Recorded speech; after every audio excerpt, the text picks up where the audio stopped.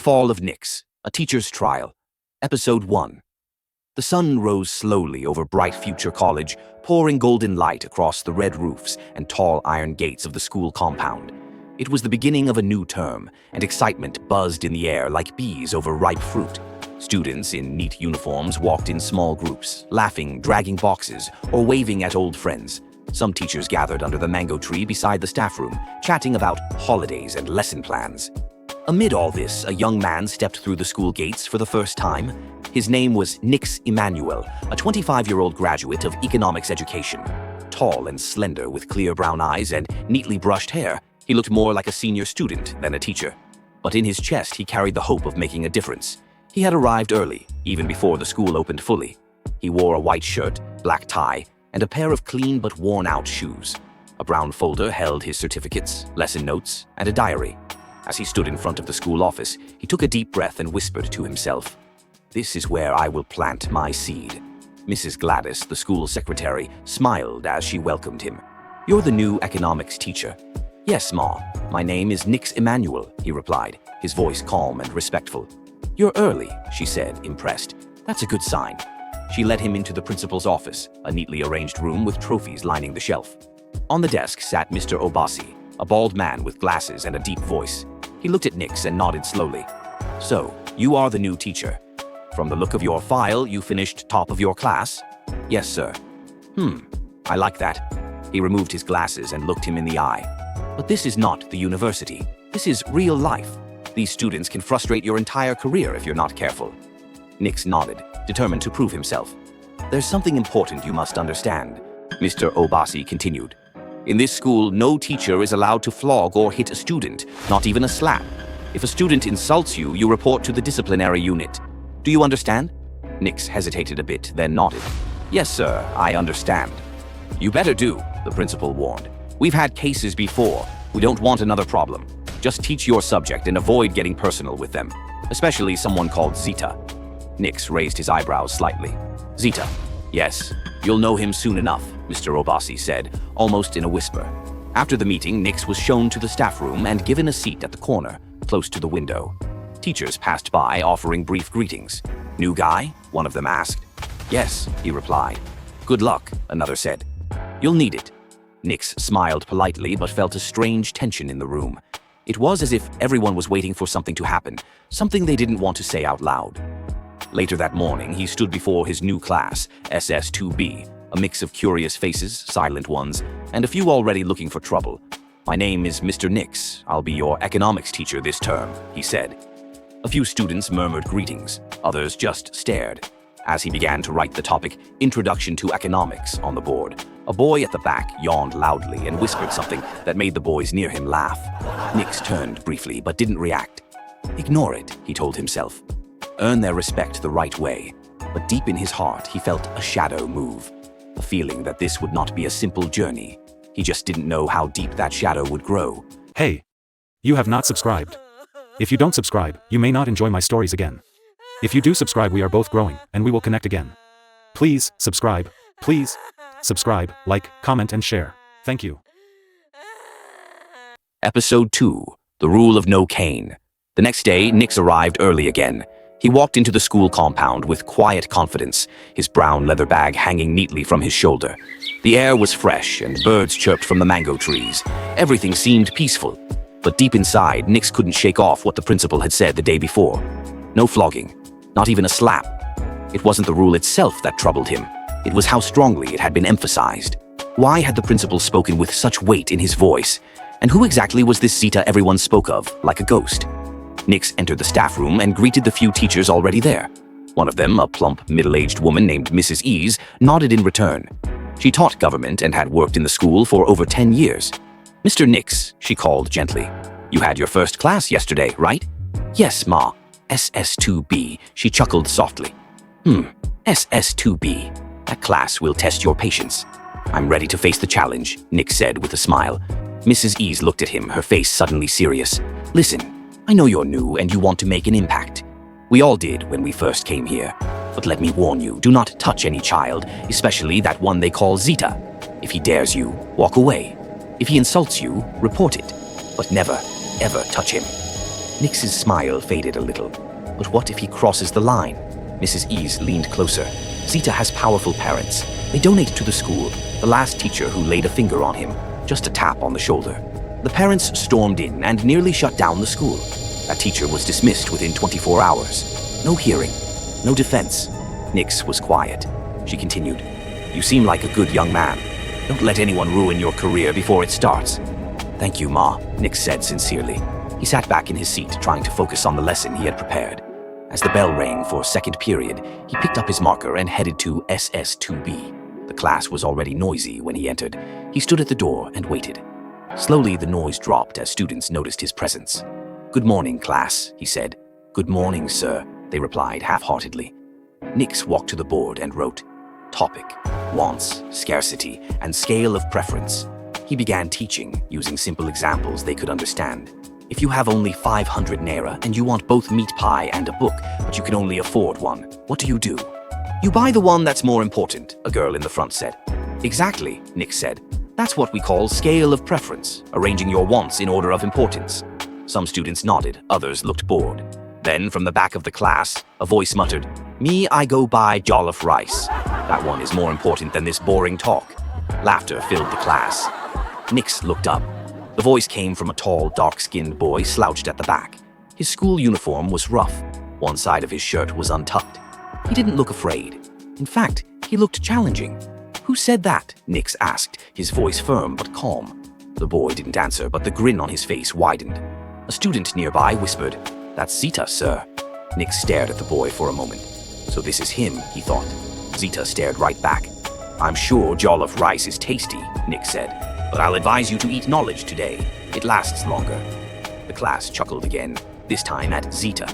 His smile faded just a little. Nix continued the lesson, careful not to allow the distraction to derail him. But he noticed Zita never brought out a notebook, never wrote a single word. He just sat there like a king on a throne, daring anyone to challenge him. The bell rang. As Nix gathered his books, he paused and looked at Zita one more time.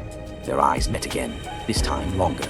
Zita raised an eyebrow like a silent warning. Nix turned and walked out without a word. Back in the staff room, he dropped into his seat and sighed. The rule of no cane wasn't just a school policy, it was a trap. A tightrope and one wrong step could send him falling. He opened his diary and wrote, "Second day, first taste of Zita. He is not just a student, he is a storm in uniform." Episode 3, A Glimpse of Zita. 2 weeks passed. Mr. Nix had now become a familiar face in the corridors of Bright Future College. He had taught nearly every class on his timetable and even helped organize a debate between the art and commercial students. The students were slowly warming up to him. Many called him cool, and some even stayed behind after class to ask questions about economics. But one thing had not changed. Zita. Every time Nix stepped into SS2B, the atmosphere shifted. It became heavier.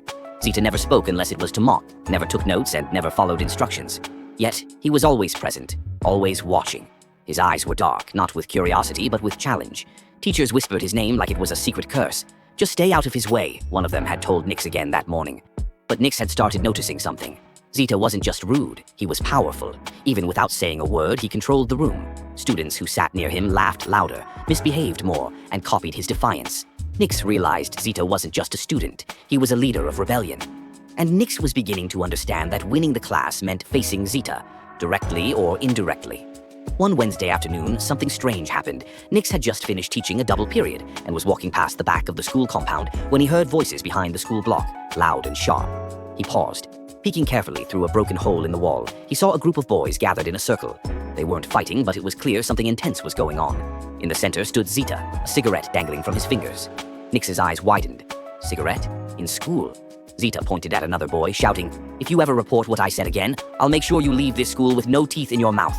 The boy, much smaller and clearly terrified, nodded quickly. "I'm sorry, Zita. I swear I won't say anything." Zita stepped forward, slapped the boy across the face, and hissed, "Next time, you won't get a warning." Nix's hands clenched. He took a deep breath, then slowly backed away. He didn't want to act without proof. Not yet. He returned to the staff room and sat quietly, his mind spinning. He had just seen enough to expel a student in any serious school. But this wasn't just any school. Later that day, he approached the vice principal, Mr. Aiken, and described what he had seen, carefully avoiding names. Mr. Aiken sighed deeply and looked around before speaking. "You're new here," he said, "and I respect that you want to follow the rules. But let me tell you something hard. Some rules don't apply to everyone. But he's breaking the law, Nix protested. Smoking on school grounds. Bullying. Mr. Aiken placed a hand on his shoulder. Zita's father is Chief Inkamdilim. He built the school hall, donated the ICT lab, and once paid half the teachers' salaries when the school ran into problems. Nix's heart sank. So nothing can be done? He asked. Not unless you want to lose your job, Mr. Aiken said quietly. That night, Nix couldn't sleep. He tossed and turned in bed, replaying Zita's behavior in class, the cigarette, the slap. How could a student hold so much power? And how long would the school continue to cover for him? He opened his diary and wrote, "Today I saw what power looks like when it wears a school uniform. It's not earned, it's inherited. Zita is not just a boy, he is a shadow that no teacher is allowed to touch. But shadows grow darker if no one shines a light." Nix closed the diary, unaware that this small act of truth was pushing him closer to the edge. Episode 4. First Class Trouble. It was a bright Monday morning.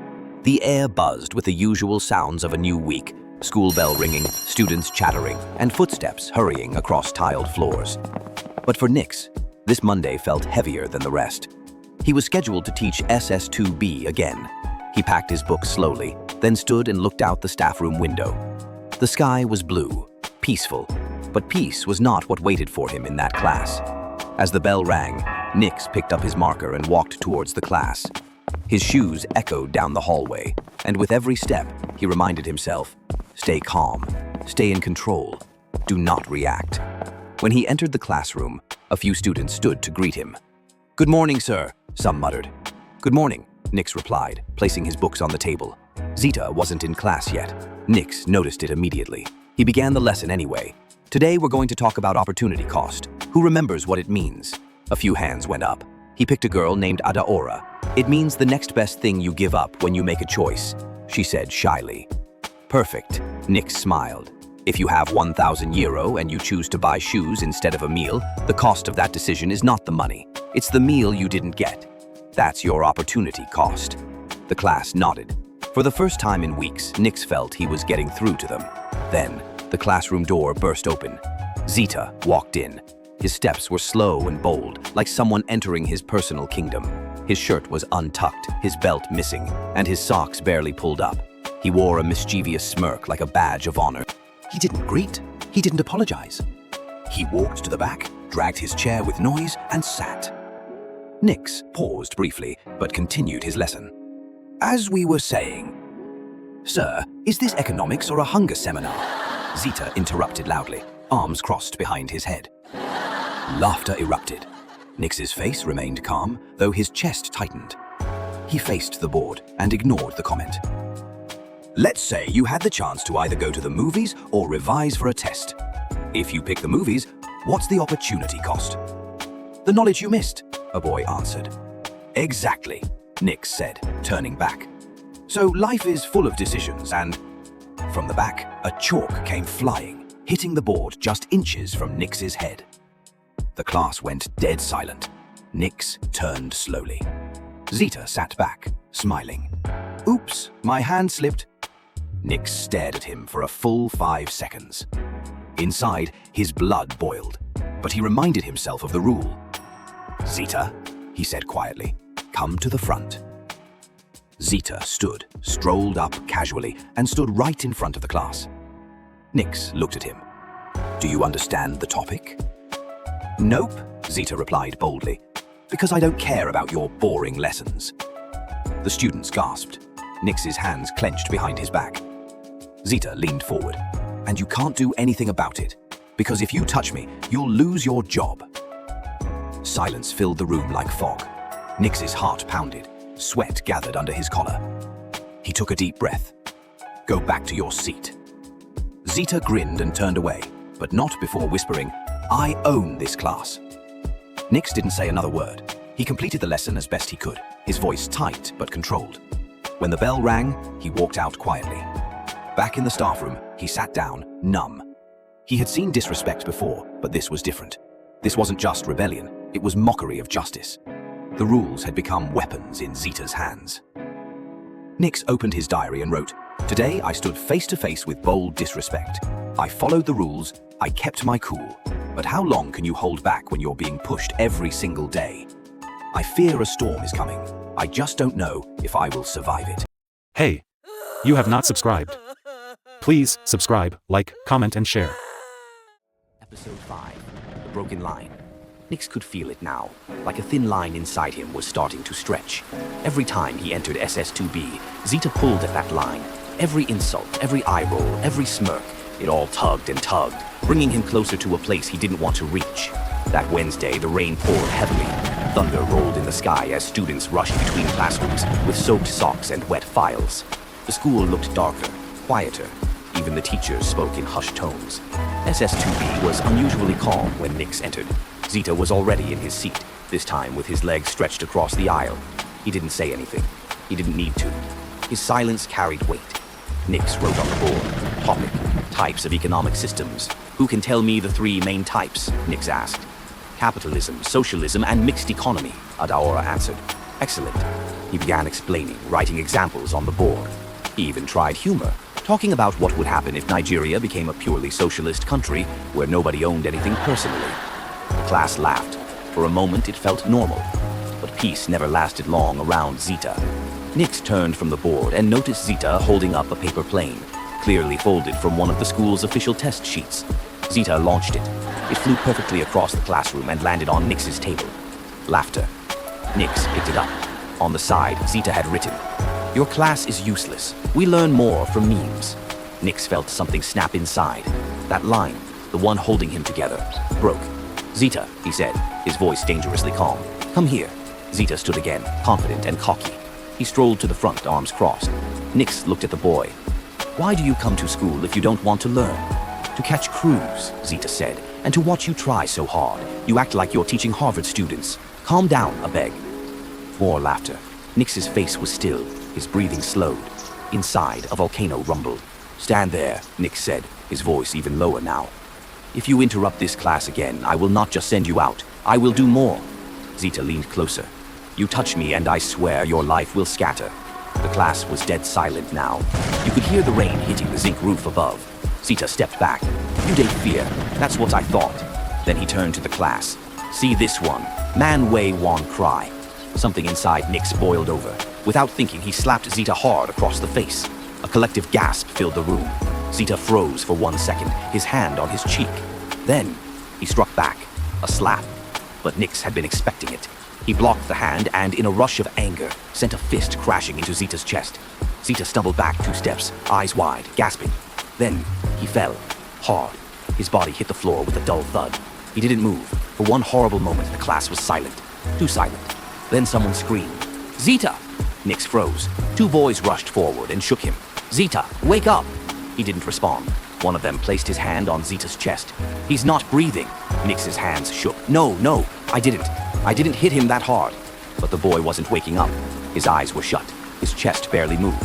A girl ran out, screaming, "Call the nurse, call the VP." Within minutes, the class was swarmed. The school nurse, 2 male teachers, and the vice principal arrived. Nick stood back as they carried Zita out on a bench. No stretcher, no ambulance, just panic. And eyes, dozens of eyes, staring at him. He heard whispers. Is he dead? Did the teacher punch him? They fought. Nix stood still, drenched in sweat. As the rain kept falling outside, a new storm was rising inside the school, one that would change his life forever. He opened his diary, hands trembling, and wrote only one line. The line is broken, and I don't know how to fix it. Episode 6. The Summon. The next day felt like the sun refused to rise. Nick sat on the edge of his bed, fully dressed but empty inside. His shirt was neatly ironed, his tie hung loose around his neck, but his mind was nowhere in that room. All he could see was Zita's body, slumped on the floor, not moving, not speaking. He had barely slept. The image kept returning like a nightmare on repeat. He had gone to school to teach, to inspire, to build lives, not to break them. His phone vibrated on the table. A message from Mr. Aiken. Principal wants to see you. 8:00 sharp. Staffroom won't protect you. Nix sighed. It has begun. He stepped into the school compound just as the morning assembly was ending. A few students stared at him and whispered. Some looked at him with wide, shocked eyes. Others looked at him with fear. He walked straight to the principal's office. The secretary didn't ask any questions. She simply said, "Go in, they're waiting." Nix entered. Inside the office sat the principal, Mr. Obesi, with a heavy frown. Beside him was Chief Inkemdilim, Zita's father, dressed in a white flowing agbada and holding a gold-plated cane. His face was like carved stone, cold, unreadable. Two other men were also in the room. One wore a police uniform, the other held a brown folder. "Sit," the principal said sharply. Nix obeyed. "Do you know why you're here?" Chief Nkemdilim asked without greeting. Nix swallowed hard. "Yes, sir." "Then speak," the man barked. "Why did you lay hands on my son?" Nix kept his voice steady. "Sir, I didn't plan to hurt anyone. Your son disrespected me and disrupted the class. I lost my temper. I slapped him. He slapped me back. I reacted, and he fell." "You punched him in the chest, not just reacted," Chief said. "You are not a boxer, you are a teacher. You nearly killed my boy." "Sir," the police officer raised a hand. "Enough. You will explain everything to the court. As of now, you are being charged for assault on a minor." Nix's throat went dry. Mr. Obasi, the principal, finally spoke. "Mr. Nix, the school condemns any form of violence against students. We made this clear in your appointment letter." Nix looked at him, shocked. "Sir, you know what that boy was doing. He's terrorized teachers for years. Nobody ever stopped him." The principal's eyes went cold. "This is not about other teachers, it's about you. We cannot defend what you did. You're suspended, with immediate effect." "But he hit me back," Nix protested. "I was defending myself." "Did you punch him in the chest or not?" the officer asked. Nix said nothing. "That's what I thought," the man said. The officer stood up. "We will give you 24 hours. Prepare yourself. You will appear in court this Friday." Nix felt like his world was closing in. When he stepped out of the office, the staff room was quiet.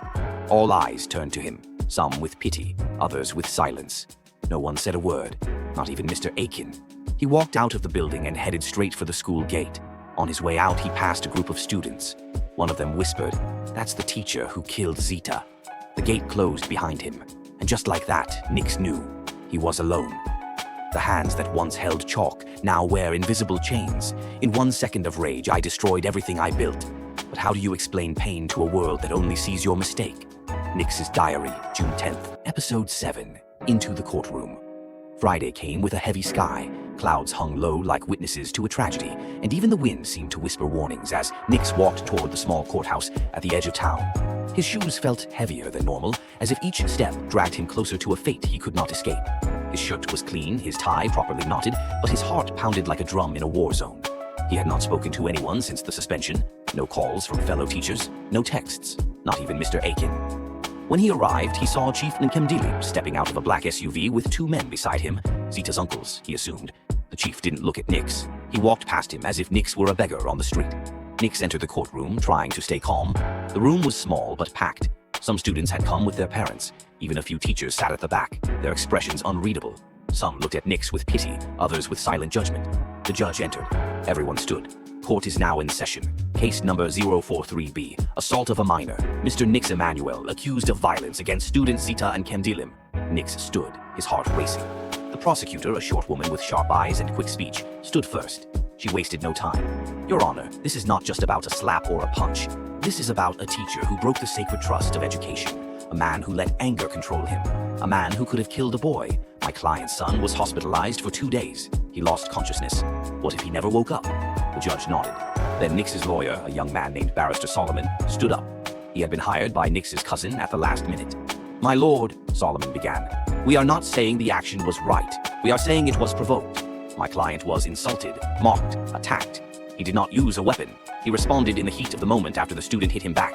Is it ideal? No. Is it human? Yes." The judge leaned forward. "Mr. Nix, did you punch the student?" Nix stood up. "Yes, Your Honor, I did." Gasps from the crowd. "But I didn't mean to hurt him seriously," Nix added quickly.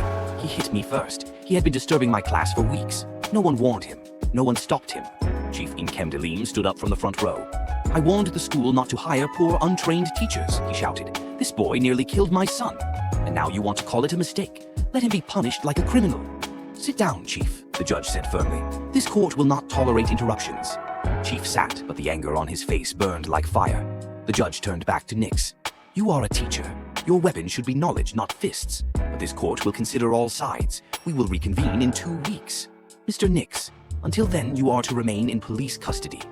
Nix's legs buckled. The officer stepped forward and gently took his arm. "You have the right to remain silent," he began. Nix looked around. Faces watched him, some curious, some cruel, some sad. His eyes found a little girl sitting at the back. One of his students, Adaora. Her eyes were red.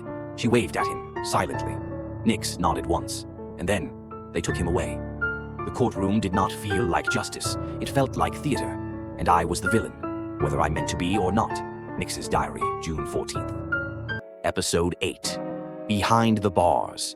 The prison gates opened with a loud clang. It was a sound Nix would never forget. The sky above was gray. The air smelled of sweat, rusted iron, and something worse, defeat. As the officers led him through the compound, he could feel eyes watching from behind the bars. Angry eyes, empty eyes, curious eyes. Nix clutched the small plastic bag that held his toothbrush, slippers, and the 2 books his cousin managed to sneak into the police station before they moved him. The 48 Laws of Power and a pocket Bible. Name? Asked the prison warden as they reached a desk. Nix Emanuel, he replied, voice steady. Profession? I was a teacher. The officer behind him chuckled. Not anymore. The warden gave Nix a cold look. Cell 9, that's the overflow unit. Keep your head low. You're new. They'll test you. A younger officer, barely older than Zita, led Nix down a narrow hallway with dim yellow bulbs swinging from the ceiling. They passed inmates pressing their faces against the bars. New blood, one muttered. He no go last 1 week, another hissed. Nix said nothing. When they reached cell 9, the guard unlocked the door and pushed it open. Welcome to your new classroom, sir. Nix stepped in. It was a tight space with 12 men crammed together. The smell hit him first, stale food, sweat, and damp clothes. A single bucket sat in the corner for all the wrong reasons. One of the men looked up from his corner. New teacher? He asked, his voice low and rough. Nix nodded. I'm Samuel, the man said. Former banker. You're lucky to land in this cell. Others are worse. Nix found an empty corner, barely enough to lie down. He sat there, knees pulled to his chest. He tried not to cry, but tears came anyway, slowly and quietly. That night, sleep did not come. A fight broke out in the next cell, loud banging, shouting, then silence. The guards did nothing. Nix stared at the wall, listening. He felt like the walls were pressing in, trying to crush his spirit. Morning brought no light, just more noise. A bell rang. They lined up for watery porridge served in plastic plates, stained brown from years of use. Nix took 1 bite and gagged. He gave his food to Samuel. Eat. You'll need the strength, Samuel said. The days passed slowly. No visitors came, no letters, no calls. Even his cousin had stopped coming after the 2nd week. Nix realized something painful. He had been forgotten. Even the newspapers had stopped talking about Zita. Everyone moved on, but Nix remained. One night, as the others slept, Nix opened his Bible and read Psalms out loud in a whisper. Though I walk through the valley of the shadow of death, I will fear no evil. Tears rolled down his face. I only wanted to teach, he whispered. I only wanted to help. Suddenly, a voice in the dark spoke. We all wanted something once. It was Samuel. But this place changes people. Be careful, Nix. It doesn't just trap your body, it breaks your mind. And in that moment, Nix understood. This wasn't just a cell. It was a graveyard of dreams. Some prisons have walls, others have silence. I have both. But I will not let this place kill my mind, even if it breaks my body. Nix's diary, July the 2nd. Hey, you have not subscribed. If you don't subscribe, you may not enjoy my stories again. If you do subscribe, we are both growing, and we will connect again. Please, subscribe. Please, subscribe, like, comment, and share. Thank you. Episode 9. The newspaper that shook the bars. By the 3rd week, Nix had lost track of days. Time in prison didn't follow the sun or calendar. It moved by sounds, the rattling of chains, the clang of gates, the whistle of the warden, the groan of hungry bellies at dawn. He had stopped asking for visitors. No one was coming. Until one morning, something changed. A young warder walked past cell 9 during breakfast, swinging a copy of the Lagos Herald in his hand. Nix barely noticed. He was too busy staring into his bowl of watery beans, too tired to think. But Samuel sat up quickly. Teacher, he whispered, tapping Nix. Your name? Nix looked up. What? Samuel pointed. On the front page, it's you. Nix stood, heart suddenly racing. He rushed to the bars. Officer, he called out. The warder paused. What is it? Please, that newspaper. Can I just see it? The young officer looked at him, considering. You're the teacher, right? The one who beat that rich man's son? Nix didn't respond. The officer smirked. You're famous, but you might not like what you see. He slid the paper through the bars. Nix grabbed it with shaking hands. Across the front page, in bold red letters, it read, Private school teacher left to rot in jail. Injustice or justice? His eyes widened. Below the headline was a photo of him in handcuffs, taken weeks ago. Under it, the article began. Nix Emanuel, a 26-year-old economics teacher, sits in a prison cell while the school he served for over a year has remained silent. Our investigation reveals shocking details. Teachers claim the student involved, Zita and Kemdelim, had a long record of violence and disrespect. "We warned the school," said one anonymous staff member. "Zita once broke a table in anger. He threw a duster at a female teacher last term. Yet, no punishment came. If this is true, the question remains. Was Nix a violent man, or a man pushed too far by a failed system?" Nix's knees gave way. He dropped to the floor and held the paper to his chest. Samuel bent beside him. "It's not over. Someone's asking questions." A quiet voice from the back of the cell added, "Maybe now. The world will start listening." Nix blinked hard. His heart was pounding, not from fear, but from a small flicker of hope. That night he couldn't sleep. Not because of the mosquitoes or the noise, but because of the light building in his chest. Someone out there still cared. Someone out there still believed he deserved to be heard. The next day, more news came. A senior warden approached his cell. "You have a visitor. From the press." Nix stood, stunned. As he was led down the hallway, he passed inmates who nodded at him. A few even clapped lightly. "Make we hear your story, teacher," one said. "No, let them kill your voice." Nix swallowed the lump in his throat. He stepped into the small visitor's booth where a young woman with glasses and a notebook waited. She looked up and smiled. "My name is Mariam. I'm the journalist who wrote the story." Nix stared at her, stunned. "You wrote that?" he asked, voice shaking. She nodded. "And I'm not done yet. The people need to know what really happened, not just about Zita, but about what schools are hiding. I need your full story, Mr. Nix. All of it." Nix sat down slowly, and for the first time in weeks, he spoke. "Hope is not a loud thing. It does not shout in your ear. It whispers in small pages, in quiet visits, in the eyes of a stranger who chooses to believe you." Nix's diary, July 9th. Episode 10. Whispers in the Staff Room. At Bright Future College, the air had changed. What was once a quiet, disciplined private school with white uniforms and polished hallways was now filled with tension. Teachers walked through the corridors with their heads down. Students whispered behind textbooks. Even the cleaners moved slower, their eyes scanning the walls like they expected them to speak. Because the walls had seen what everyone had ignored, Nix's story was on everyone's lips. The staff room, usually filled with laughter and arguments about lunch breaks and lesson plans, was now as silent as a graveyard. No one sat where Nix used to sit. His chair remained pushed under the table, untouched. Mrs. Lawal, the government teacher, broke the silence one afternoon. "Have you read the Lagos Herald?" The room looked up. Mr. Joel, the English teacher, nodded. "Yes, twice. That article shook me. I didn't know Zita had been warned so many times." "He slapped Miss Boma last term," whispered Mrs. Lawal. "She didn't report it. Said she was scared to lose her job." "He threw a chair at me once," said Mr. Afalabi, adjusting his glasses. "Missed by inches. I wrote a report. The principal ignored it." The room grew quiet again. Then finally, Miss Chica, the literature teacher, stood up. "We all knew Zita was dangerous, and we all kept quiet. Now Nix is suffering for what the school refused to deal with." Her voice cracked with emotion. "I told the principal myself. Sir, this boy needs help, not just warnings. But he said we couldn't embarrass the Nkemdelim family. Their donation helped build a new science lab. That money kept us silent." Mr. Joel sighed deeply. "So we sold Nix for a lab." Silence again. Then Mr. Aiken, the same man who once shook Nix's hand at his interview, entered the room. All eyes turned to him. He looked tired, hollow-eyed, broken. "Teachers," he began, "I just came from a meeting with the board. The journalist, Mariam, is investigating our internal records. She sent a letter to the school, asking for Zita's discipline file." "Do we even have one?" someone muttered. "No," Akin replied. "That's the problem. There's nothing on record, no reports, no warnings. As far as the school files say, Zita was a perfect student." Everyone groaned. Akin sat down heavily. "The board is scared. They want us to stay quiet, but..." His voice softened. "I can't keep lying. I trained that boy. I interviewed him. I told him he was going to make a difference. And now he's in prison. Broken." Miss Chica stepped forward. "Then do the right thing. Speak up. Give Mariam the truth." Mr. Akin nodded slowly. "I will." That evening, as the sun dipped behind the school walls, whispers began turning into words, words into plans, plans into action.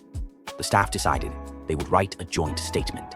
They would expose the truth about Zita's behavior and the school's failure to act, even if it meant risking their jobs, because for too long, silence had been their shield. Now, it was their shame. Sometimes it is not the crime that buries the innocent. It is the silence of those who watched it happen and said nothing. Mariam's Notebook, July 12th.